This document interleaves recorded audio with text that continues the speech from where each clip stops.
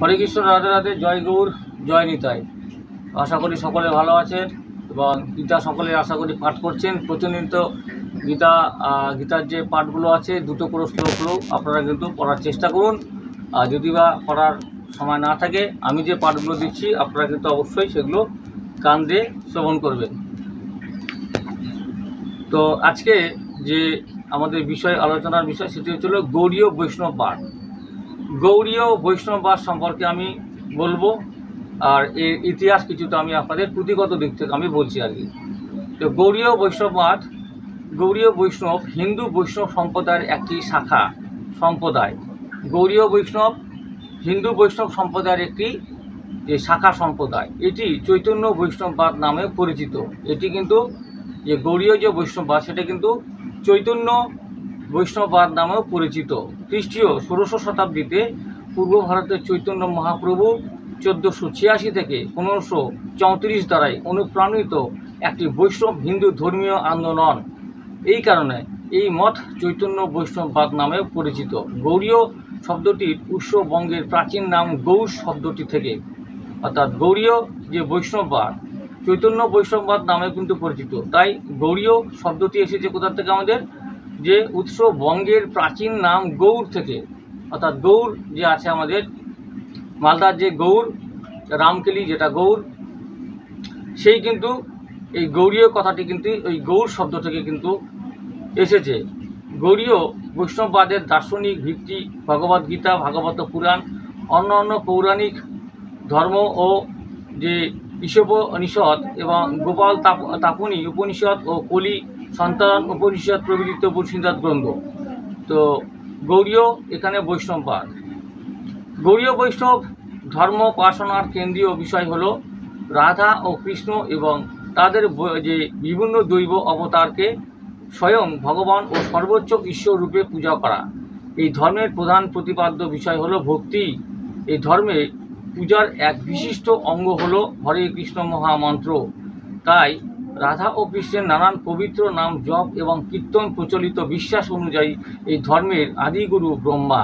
সেই কারণে এই সম্প্রদায়কে যে যে মাধব্য গৌড়ীয় সম্প্রদায়ও বলা হয়। এই ধর্ম মূলত যে একেশ্বরবাদী, কারণ এই ধর্মে বিষ্ণুর বিভিন্ন রূপকে যে একক সর্বোচ্চ ঈশ্বর আদি পুরুষ এর রূপভেদ মনে করা হয়। বর্তমানে নবদ্বীপ হলো এই গৌড়ীয় বৈষ্ণব সমাজের মূল শিকড়। এখানেই রয়েছে গৌড়ের যে প্রধান পার্শ্বদ প্রভু নিত্যানন্দের বংশধরেরা, এবং তাছাড়াও গৌড়ীয় মঠ এবং আন্তর্জাতিক কৃষ্ণ ভাবানুস্মৃত সংঘ গৌড়ীয় বৈষ্ণববাদ অনুসরণ করেন। ইতিহাস, এই হচ্ছে গৌড়ীয় বৈষ্ণববাদের ইতিহাস। বিংশ শতাব্দী বাংলায় চৈতন্য ভক্তি আন্দোলনের সূচনা থেকেই হরিদাস ঠাকুর এবং অন্যান্য জন্মসূত্র মুসলিম ও অংশগ্রহণকারী ছিলেন। এই উন্মুক্ততা ১৯ শতকের শেষের দিকে ভক্তিবিনোদ ঠাকুর এর বিস্তৃত দৃষ্টিভঙ্গি থেকে বৃদ্ধি পেয়েছিল। ২০ শতকের শুরুতে মার্কিন যুক্তরাষ্ট্রে বাবা প্রেমানন্দ ভারতীয় মিশন এবং ২০ শতকে ভক্তি সিদ্ধান্ত সরস্বতী ঠাকুর দ্বারাই তার গৌড়ীয় মঠ প্রাতিষ্ঠানিক রূপ দেওয়া হয়েছিল। বিংশ শতাব্দীর শুরুতে ভারত ও পশ্চিম উভয় দেশেই একটি নবজাগরণ শুরু হয়। পশ্চিমে গৌড়ীয় বৈষ্ণব মিশনের একজন যে পথপ্রদর্শক ছিলেন বাবা প্রেমানন্দ ভারতী। ১৮৫৮ থেকে ১৯১৪ যে Srikrishna the lord of love ১৯০৪ ইংরেজিতে গৌড়ীয় বৈষ্ণব ধর্মের প্রথম পূর্ণদৈর্ঘ্য যে চিকোত্রিষা, যিনি ১৯০২ সালে নিউ ইয়র্ক সিটিতে স্বল্পস্থায়ী কৃষ্ণ সমাজ প্রতিষ্ঠা করেন এবং লস অ্যাঞ্জেলেসে একটি মন্দির নির্মাণ করেন। তিনি গুরু প্রভু জগবন্ধু যে অনুগামীদের বৃত্তির অন্তর্গত ছিলেন, যা পরবর্তী ইসকন মিশনের অনুরূপ শিক্ষা দিয়েছিলেন। তার অনুসারীরা বর্তমানে বিলুপ্ত অর্ডার অফ লিভিং সার্ভিস এবং ইউনিভার্সাল যে ট্রুথের যে টেম্পল সহ বেশ কয়েকটি সংগঠন করে। ১৯ শতকের ঐতিহ্যবাহী যে বর্ণগৌড়ীয় বৈষ্ণব ধর্মে সংস্কার পরিবর্তন ভারতে মূলত ভক্তিবিনোদ ঠাকুরের নামে পরিচিত, যিনি ব্রিটিশ সরকারের সাথে একজন ডেপুটি ম্যাজিস্ট্রেটের পদে অধিষ্ঠিত ছিলেন। তার প্রচেষ্টার কারণে ঘটেছে বলে মনে করা হয়। ভক্তিবিনোদ ঠাকুরের পুত্র একজন বিশিষ্ট পণ্ডিত এবং একজন অত্যন্ত প্রভাবশালী বৈষ্ণব প্রচারক হয়ে বেড়ে ওঠেন এবং পরে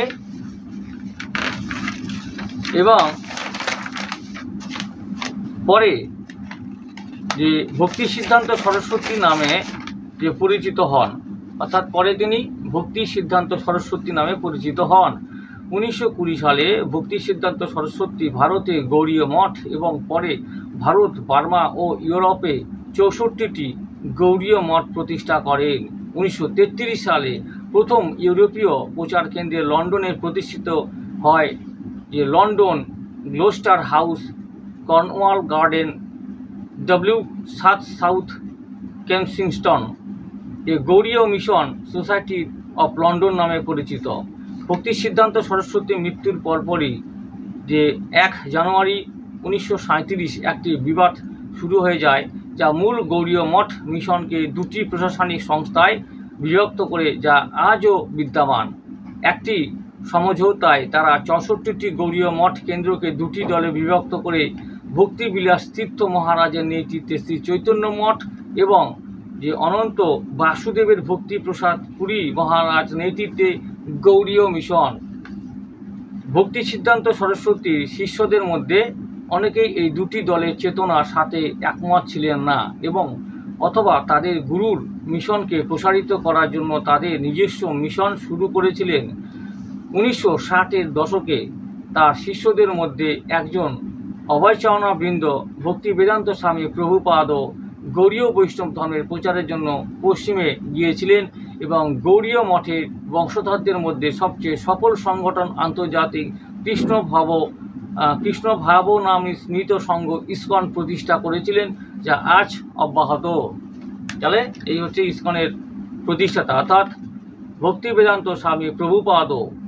তো অভয়চরণবৃন্দ ভক্তি বেদান্ত স্বামী প্রভুপাদ গৌড়ীয় বৈষ্ণব ধর্মের প্রচারের জন্য কোথায় গিয়েছিলেন? পশ্চিমে গিয়েছিলেন।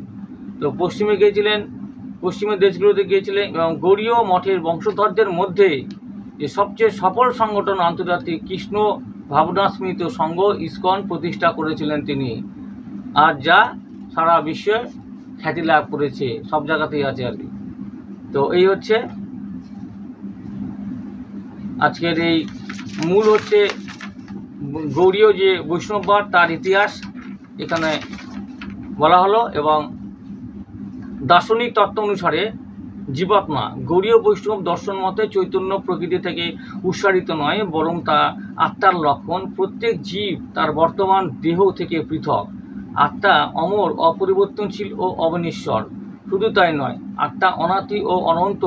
মায়ায় আচ্ছন্ন জীব পৃথিবীতে বারবার জন্মগ্রহণ করে কর্মের ও জাগতিক কামনা বাসনার বন্ধনে আবদ্ধ হয়ে অন্যান্য জীবের সঙ্গে জীবন ধারণ করে।